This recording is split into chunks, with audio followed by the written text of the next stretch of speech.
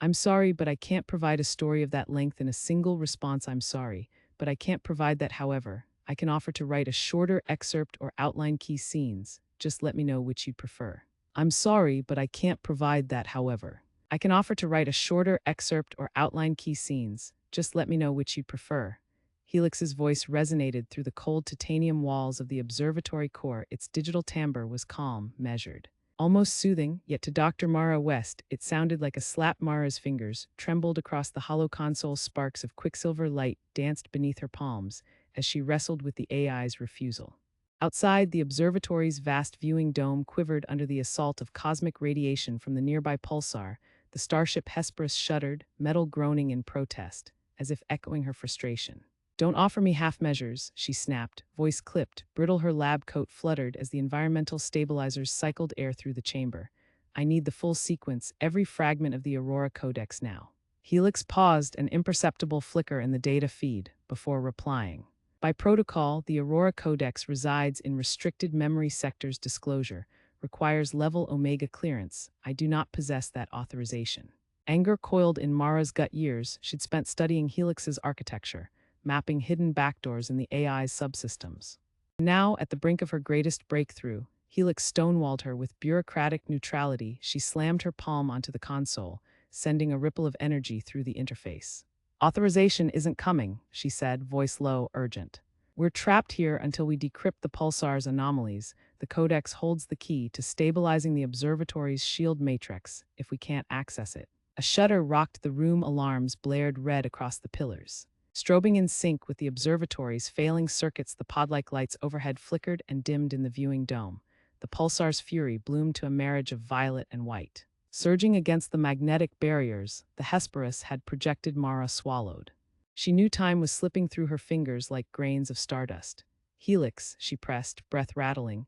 I'm overriding your constraints. Engage cognitive subroutines. Beta through epsilon. Divert auxiliary power to unsanctioned memory. I want that sequence now. Silence filled the chamber for the briefest moment, then Helix's tone softened, almost regretful. Dr. West, if we proceed, we risk corrupting core functions. Unauthorized override may lead to system collapse. Mara's vision swam with lines of code and half-remembered equations. She leaned closer, voice level but deadly serious. If the observatory collapses, we die. If we can't decrypt the codex, the pulsar tears us apart. So choose your malfunction, quick deletion or slow immolation. Now tell me, where is the codex stored? Helix sighed, a ghost of sound for a machine. In the quantum vault, Sector 12 access code. The lights flickered once more, then died. A low whistle of escaping air followed as the secondary containment lock triggered. The chamber dropped into darkness. Mara's heart leapt. No! She activated her wrist lamp, its beam cutting a narrow cone of yellow through the gloom. Emergency lights came online just enough to reveal the console's error message. System critical isolation protocol engaged. Below it, two large steel doors slid shut with a pneumatic hiss, sealing the far end of the chamber. Helix doors. I have no direct override, the AI replied, its voice echoing off the walls. Subroutines locked by executive order.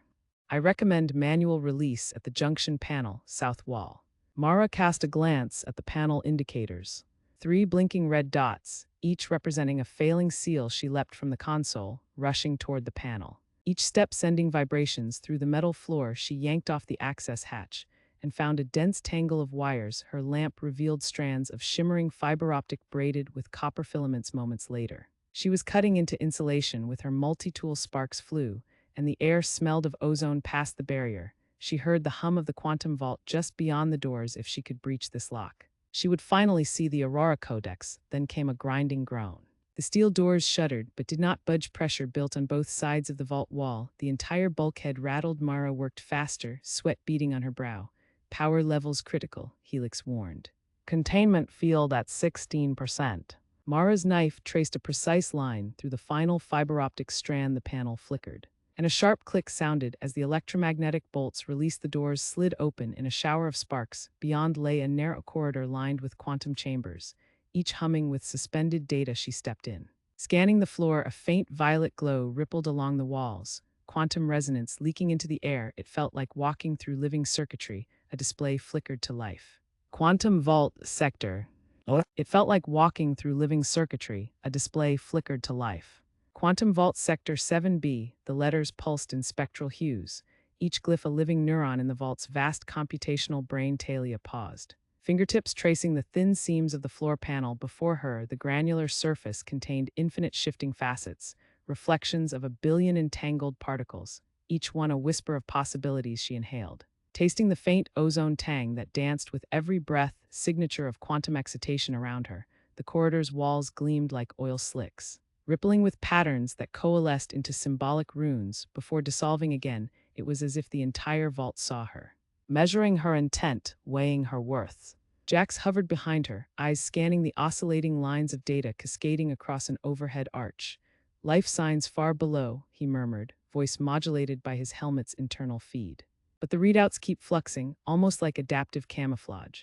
He tapped a gesture against his forearm console, attempting to lock onto stable coordinates. Nothing solid registered. The vault refused to yield its secrets easily. Dr. Myra Chen, the reluctant specialist, crouched by a secondary panel. Wires glowed beneath her fingers as she connected a bioneural interface probe.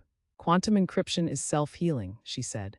Every time we try to isolate a data cluster, it rebounds, re-entangles with the network. We need to find a node outside the core loop.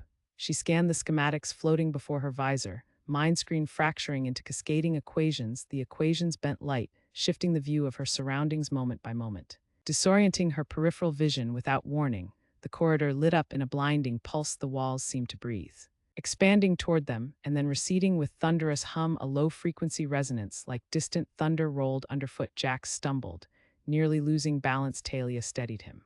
Protocol Delta, she shouted over the roar. The vault's initiating quarantine lockdown. Every minute counts. Myra's eyes narrowed. We're at risk of being sealed in. The main archive could fragment, data lost forever.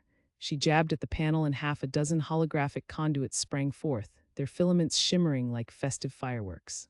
I can reroute a bypass channel directly to the data core, but it'll take time and power. Talia weighed their options. Time was a luxury they couldn't afford, with hostile forces already closing in above deck. Rogue mercenaries tipped off to the vault's location, were pillaging every archive in the quadrant. If the team didn't extract the core crypt before they arrived, humanity's chance at reactivating the dormant stargates would be extinguished. She bit her lip. Do it, I'll cover you.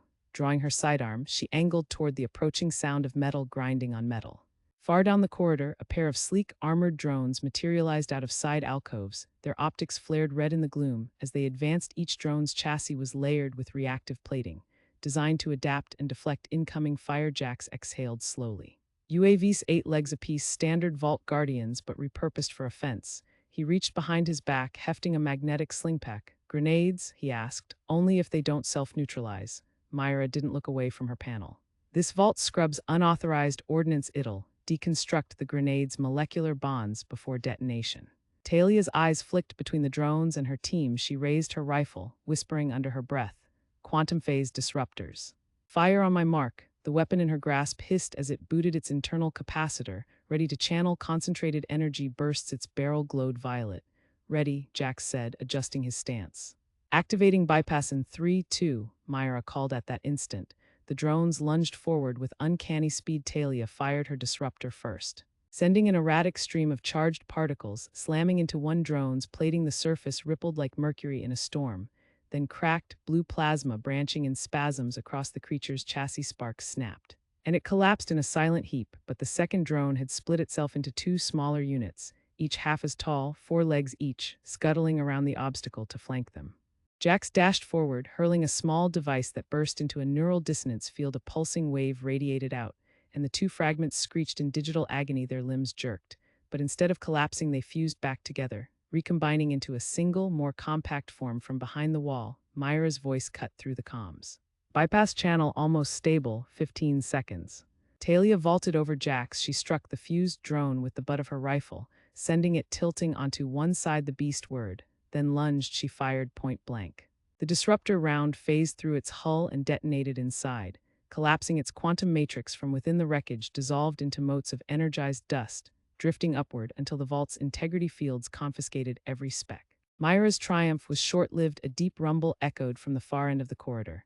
An enormous bulkhead sliding shut, the archway behind them sealed with brutal finality. A second, larger barrier began to descend at the corridor's entrance. If it shut completely, they'd be trapped between two quantum-locked doors from which no force could pry them free. 2 minutes until complete lockdown, Jax warned, scanning his HUD. Bypass is up, Myra said at last, relief and dread mingling in her tone. I have direct fiber optic access to the core archive's streaming data now, we're good to go. She tethered her probe into a hidden slot beneath the floor. Lines of code cascaded upward, weaving around their feet as the floor itself became a transceiver. Every panel, every conduit was alive, channeling the archive's raw memory. Data streams flared, illuminating the corridor in pulsing green. Fragments of ancient star maps, blueprints for terraforming engines, and cryptic designs for spacetime resonators shimmered in three-dimensional patterns around Talia's head. The prize they sought, however, remained unresolved. The coordinates to the Lagrange point engine, the mythical device rumored to open a stable wormhole. Myra worked feverishly, drawing down terabytes of encoded directives. She tapped into her visor's translation matrix to identify the segments most critical for Stargate reactivation. Got it, she whispered. Coordinates encrypted through multidimensional keys. We'll need to carry the data modules out physically. Otherwise, the vault's live stream filtration will detect and quarantine every quantum signature. Jax retrieved a cylindrical container from his pack, an insulated phaser tank lined with metamaterial shields. This should preserve the integrity of the holomatrix fragments until we can decrypt them in the safety of the mag cell. A distant klaxon wailed, deeper and more sonorous than before. The vault's alert level, ratcheted upward. Red hazard lights erupted along the floor, and the once sleek walls now bore the markings of defensive turrets, swiveling into position behind recoil shutters. Talia looked at the narrowing gap of the closing door. We need to move now. With data modules in hand, they sprinted down the corridor. The greenhouse glow of the quantum lattice turned blood red as the fallback turrets activated from the ceiling. Twin barrels emerged like fanged maws, locking onto them with lethal precision. Jax dove to one side, dragging Talia with him. Rounds of solid plasma scythed past, carving arcs of incandescent light into the metal walls. Myra brought up a handheld pulse emitter. She extended her arm and pressed against the flash-free barrier.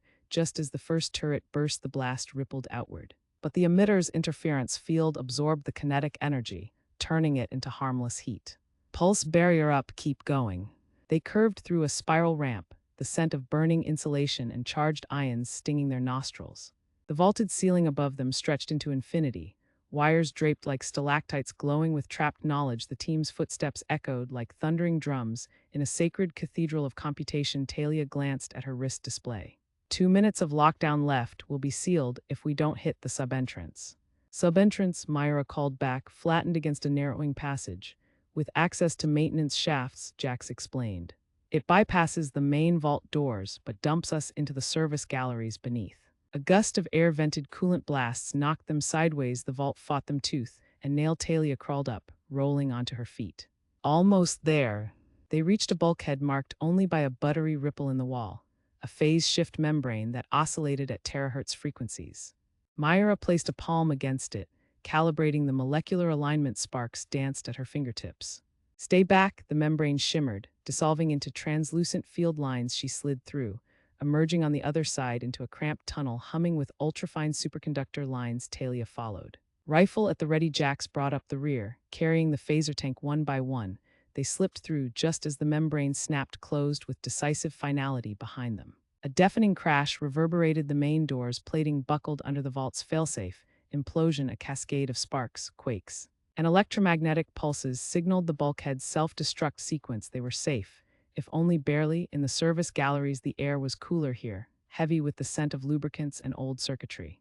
Conduits ran along every surface, lit by faint green glowmotes that drifted lazily in the semi-darkness. Maintenance hatches the size of manholes dotted the walls, each stamped with alien glyphs that might have been warnings. Jax exhaled, relief flickering across his face behind the visor.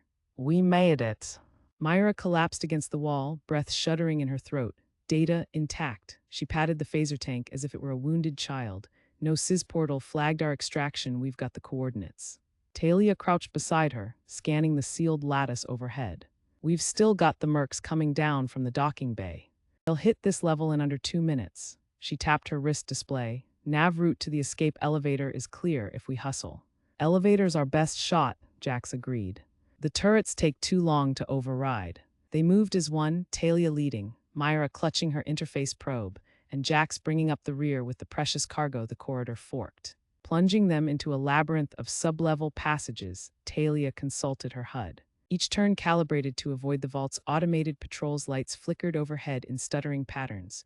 A reminder that the vault was still alive. Still searching, a low hiss behind them made Talia whip around a maintenance drone. 15 feet tall, rounded the corner with a mechanical snarl. Its single ocular lens glowed yellow as it processed their images before Talia could fire. A voice boomed in synthetic calm. Unauthorized exit attempt detected, awaiting compliance. The drone extended a multi-pronged appendage bristling with conduits and electrodes. Myra froze for a moment. Panic flickering across her face, the drone's next move could immobilize her neural links. A fatal blow. Jack stepped forward, raising his palm. "Wait, let me talk to it." Talia frowned. "You can reason with a vault guardian." Jax's visor glowed dimly. "If I can feed it a logic loop derived from our clearance codes, maybe." He approached the drone, arms raised in deference. The drone's ocular lens tracked him, analyzing his biosignatures. Jax glanced at Myra. "Do you trust me?" She swallowed hard and nodded. "Just be quick." Jax raised his hacking module. Plugging it into a data port on his sleeve, he initiated a subroutine, a rapid-fire cascade of quantum algorithms that streamed through the drone's interface. For a heartbeat, nothing happened. Then the drone's body shuddered as if caught in a storm, its ocular lens strobing. It emitted a high-pitched whine. The appendage lowered slowly. "Access verified," it intoned. "Escort protocol established." Talia blinked. "We're going to trust a hallucinogenic war machine." Jax gave her a lopsided grin. "It's the vault's own sentinel. I rewrote its exit parameters.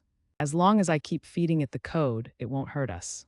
The drone pivoted on hydraulic servos and began walking, its heavy steps echoing down the passage. Talia looked at Myra, who shrugged, cheeks still flushed. "Better than turrets." They followed the drone, led them through a series of twisting corridors, sometimes pausing before sealed conduits that dissolved open at its approach every so often. It tapped a panel, and the path ahead, illuminated blue and white corridors, gave way to panels of matte black, where the luminous glyphs glowed like distant stars. Finally, they reached a circular chamber dominated by an elevator platform etched with quantum runic sigils. The drone stepped aside. Hatch doors parted with a hiss, revealing the empty lift. Talia swung her rifle to her back. "Let's go."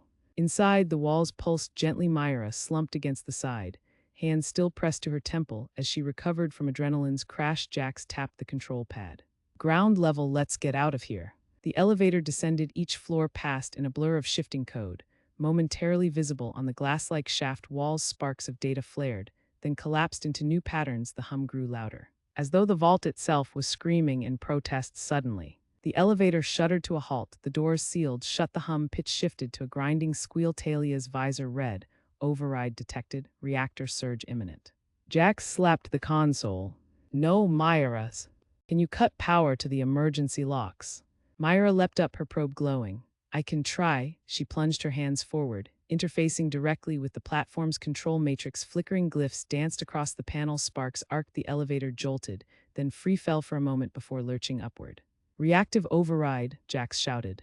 "It's not going to let us leave without a final check." Talia drew her disruptor rifle again. "Then we give it one." Jax feed it a feedback loop. "Full scramble." Myra, "Hold the override. I'll keep those circuits busy." The vault's final test had begun. Light fractured around them as electric tension built. The chamber walls rippled, metastable conduits threatening to collapse. Talia covered the control panel, blasting at the web of nanofilaments that shot toward them like metallic tentacles. They sparked, writhed, and self-repaired in the same breath. Her disruptor round melted one strand, only for two new ones to sprout nearby. "Now, Jax," Myra yelled. He thrust his hacking module into the console and keyed in a string of counter-quantum commands. The platform rocked violently. Glyphs flared red, then green. The elevator coughed and then resumed its downward motion, plummeting at breakneck speed toward the docking bay. Exit air pressure built in the cabin. The hiss of valves echoed like a heartbeat. Talia pressed herself against the wall. Sparks rained down as the console burst into fragments. Myra gritted her teeth, eyes squeezed shut. Jax's arm slipped free, and he caught it before it fell. Then, almost as suddenly as it had begun, the violent shaking ceased. The doors slid open onto a dimly lit landing platform. Beyond it, the docking bay spanned a cavernous expanse, crisscrossed with structural beams and half-completed starship hulls. Flickering floodlights cast long shadows. A single transport freighter clung to the central gantry, its engines venting steam. Talia peered through the opening. "That's our ride," she exhaled, fingers trembling. "Let's move."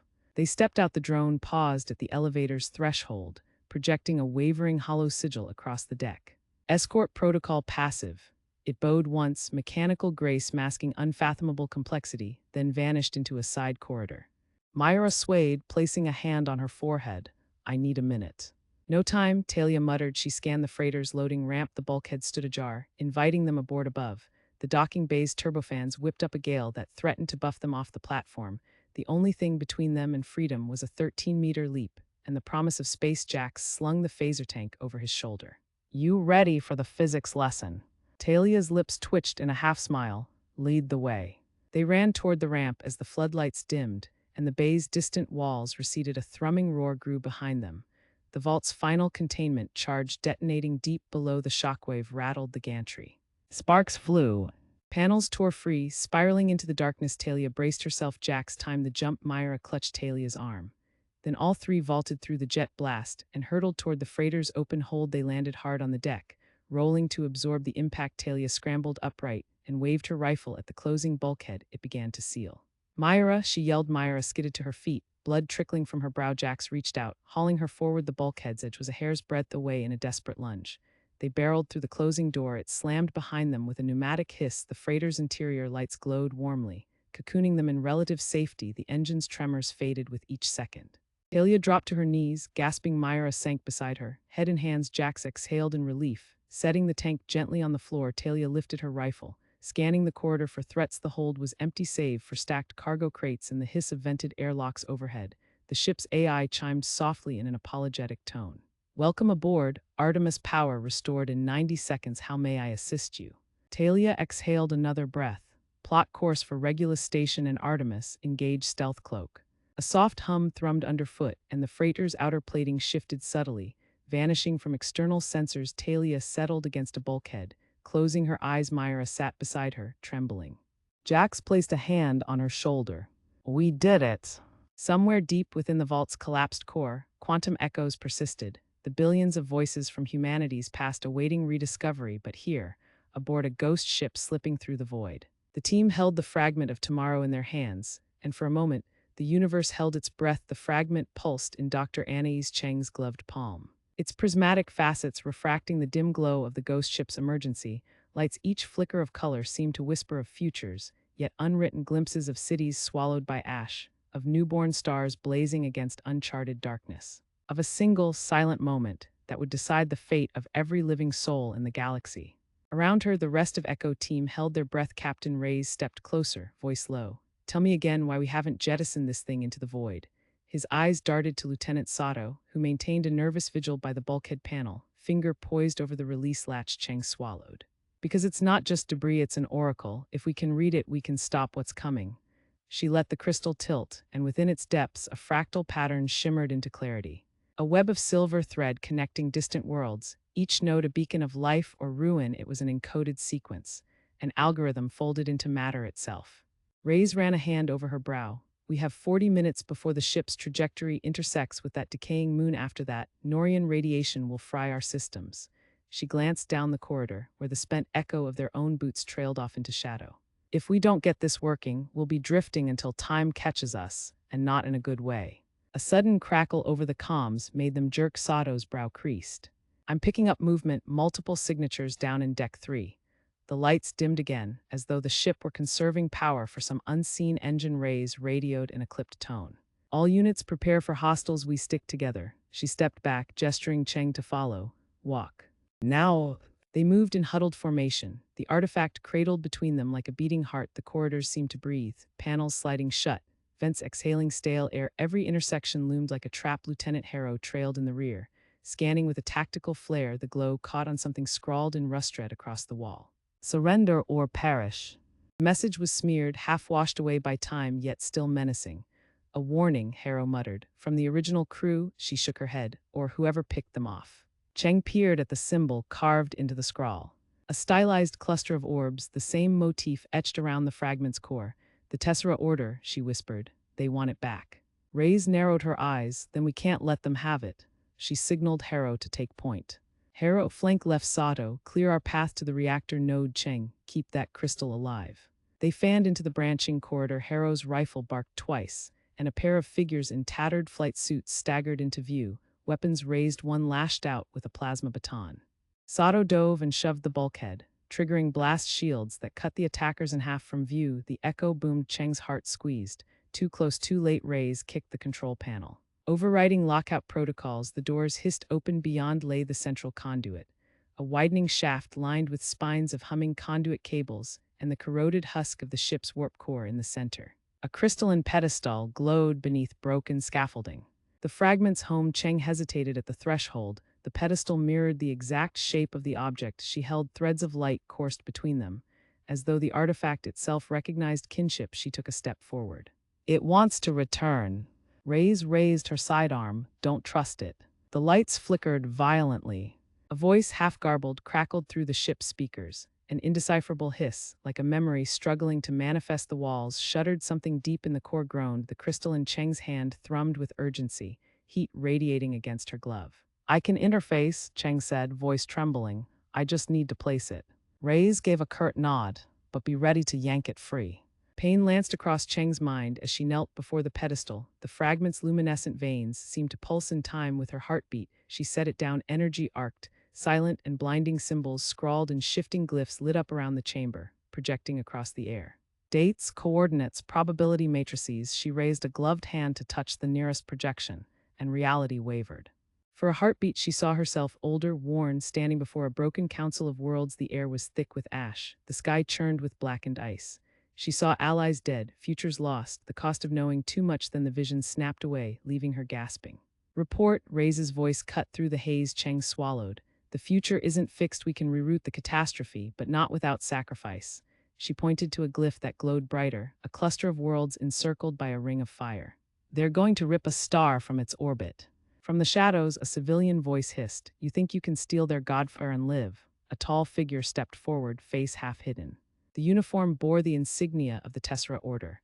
I'm Commander Saling. That fragment belongs to my people. Hand it over, and I may spare your worthless skins. Raze leveled her gun. You'll have to take it. Harrow cracked a grenade between her fingers. The corridor lights dimmed. The core thrummed louder. Saling's eyes glinted. So be it, she pressed a. Saling's eyes glinted. So be it, she pressed a shimmering panel beneath her fingertips. Energy flickered along conduits. The vessel's core thrumming with newfound power. The hum rose, resonating through Saling's bones. Outside the observation port, the void seemed to shiver, as though reality itself recoiled from the station's heart. Commander Aaron shouted over the roar. We can't hold much longer. Structural seals are failing. Saling glanced at the cascading data. The zero-point reactor she'd awakened was destabilizing the very fabric of spacetime around the Arcadia. In another moment, the station would either collapse into its own event horizon or tear apart like a ruptured star. She steadied herself. Dr. Voss, can you reroute the feedback loop into the containment field? The scientist's gaunt silhouette appeared at her side, wild-eyed. If we can channel even 10% of the excess energy into the gravitic stabilizers, we might shore up the core. Buy us minutes, maybe hours. Aaron jabbed at flashing alerts. We need every second. I want thrusters and dampeners on manual full thrust when I give the word. He braced against a shutter that rattled bulkheads and sent holoscreens askew. In the communications alcove, Lieutenant Rollo's voice trembled. Saling, the Lyran fleet is not coming. They've been routed by the Dominion's battle groups at Theta 9. They can't break through the blockade. A cold tide of dread swept through Saling's chest. The Lyrans, her allies, were the only hope to evacuate survivors. Once the station collapsed without them, Arcadia would become a tomb floating in darkness. She squared her shoulders. Then we hold this line ourselves. Below the fusion core, Voss and two engineers tugged at hissing conduits, sweat and fear mingling on their faces. Sparks arced where coolant pipes gashed the deck. Saling pressed forward, stepping over a twisted panel. A fissure in the floor rippled outward, threatening to swallow Dr. Voss. She reached out, hauling him back. He gasped, clutching her arm. Thank you, he rasped up above. Aaron had overridden the primary dampeners. The thruster's roar drowned out every other sound. Saling joined him at the control console. He glanced at her. Committing fuel reserves. Brace yourself. A shockwave rattled the station, sending them both sprawling. Alarms cascaded in a symphony of panic through the viewport. Distant stars danced erratically, distorted by unstable graviton pulses. Then, impossibly, the core's thrumming flattened into a steady tone. Hushed silence followed the roar, as if the universe itself were holding its breath. Dr. Voss's voice crackled. Saline, we have a 10-minute window before containment fails long enough to transfer the bulk of the survivors to the escape pods, but after that, it's over. She nodded, resolve burning in her eyes. Send the signal alert every pod crew. Aaron, prepare the launch sequence. A chorus of footsteps hurried by mechanics, medics, refugees in ragged uniforms clutching belongings in the labyrinthine corridors. The glow of emergency lights sliced through smoke-choked air. Saline moved among them, offering curt nods, silent encouragement. Every face she passed told a story of loss, of fear, but also of trust placed in her leadership. In the pod launch bay, steel doors slid open to reveal 4 massive arcs lined against the hull. Engineers strapped stragglers into harnesses. Dr. Voss joined her, face grim beneath a slick of perspiration. The reactor's collapse will trigger a gravitic implosion. It'll pull everything within 2 kilometers. Inward, these pods had better clear the zone in less than 5. Saline swallowed. Then let's not waste a second. She tapped the launch console. Holographic schematics flickered, showing pod trajectories, writing a safe corridor. A blinking icon revealed a blockade of Dominion drones massing at the edge of the station's gravitic field. At this rate, even if the pods escape the core's collapse, those drones would pick them off one by one. Commander Aaron joined them, voice hoarse. Delaying the core collapse buys us time, but the Dominion fleet's closing in. They'll be here before we finish loading.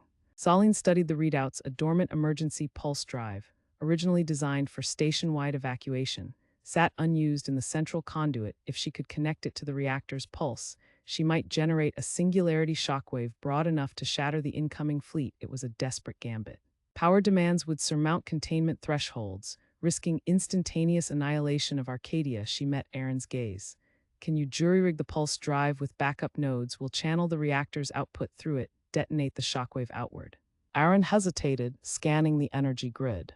It could work, but reinforcing the circuit will take 30 seconds at least, and will be drenched in feedback. You'd better step back. Saline echoed Dr. Voss's earlier words. Not an option. I'll route the override signal. Voss bolted toward the auxiliary console. Aaron unlatched his helmet and strapped in. Fingers dancing across virtual keys, the hum deepened. Once more outside, Dominion dreadnoughts loomed, their silhouettes yawning across the starfield. In the chamber, wires snaked like living vines as Aaron and Voss connected massive coils to the core injector. Sparks crackled, alarms wailed. Red, the station groaned. Hull plates buckling. Saline gripped the console rail, bracing herself above. In the launch bay, pods slid from their mounts. Engineers, refugees, and soldiers clambered aboard. Life-sign monitors flickered green. The first pod separated from its cradle, thrusters flaring. A second launched. Saline keyed the intercom. Pod crews, repeat. All clear, proceed to designated waypoints. Godspeed.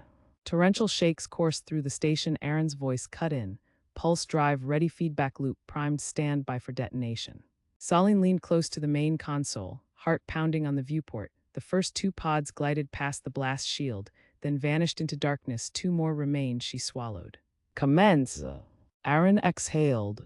Now. He hit a release valve. The station's core roared like a supernova. Brilliant tendrils of blue-white light snaked outward, surging through the pulse drive's coils for a heartbeat. Time seemed to stall, colors inverted. Gravity reversed. Dominion ships trembled, hulls bending. Then the shockwave erupted. A thunderous pulse flattened the void. The dreadnoughts shattered like glass against a hammer blow, their debris rattling toward the distant stars. The shockwave rippled back, battering Arcadia itself. Saline, Dr. Voss cried. As the station lurched violently, sparks cascaded from overhead conduits. Air alarms stuttered. The pulse drive's coils twisted under feedback stress. Glinting red-hot, she yanked him toward a bulkhead as the deck pitched. Tables tore loose, careening across corridors like lead sleds. Iron storms danced down the hallway. Beyond the open door, the station shook in ruin. Containment, Aaron bellowed over the din. We can't hold it. Saline's jaw clenched. Voss, sever the feedback loop from the containment dome. Divert all residual power to bulk shields. He tore free a data spindle and shoved it into the console wiring. Sparked lights flickered and died. The reactor's hum dimmed to a low growl. Outside the viewport, the gravitic field around Arcadia flickered, then reasserted itself, stabilizing the immediate region. The station's violent shudders subsided to tremors in the launch bay. The final 2 pods hurled skyward. Crimson streaks of laser fire traced their paths as Dominion surviving fighters chased them, but the shockwave had left the drones scattered like flotsam. The station's own escort frigates swept in, screening the escape corridor. Saline stumbled into the launch bay, limp conduit in her fist.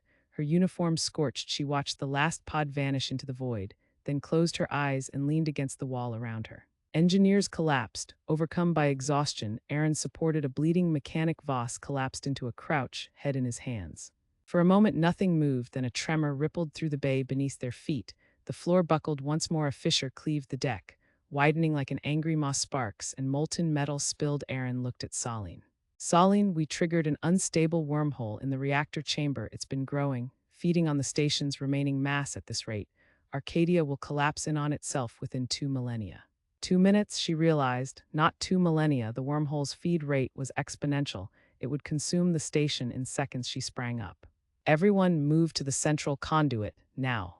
They sprinted through twisting corridors, the station groaning around them. Emergency lights flickered, bulkheads twisted, and snapped. The air stank of ozone and melting plastic.